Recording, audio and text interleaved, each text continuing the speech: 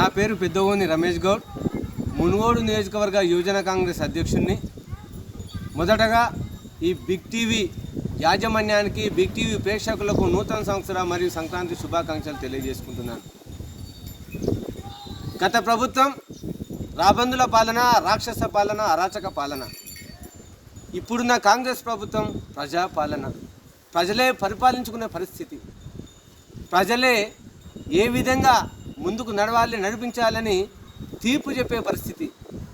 గత ప్రభుత్వం కుటుంబ పాలన, ఇప్పుడున్న ప్రభుత్వం ప్రజాపాలన.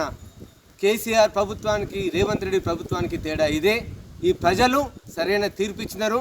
అదేవిధంగా ఈ తెలంగాణ రాష్ట్రంలోనే మునుగోడు నియోజకవర్గం వైపు ప్రజలు చూసే విధంగా చేసిన వ్యక్తి మునుగోడు శాసనసభ్యులు కోమటిరెడ్డి రాజగోపాల్ రెడ్డి గారికి.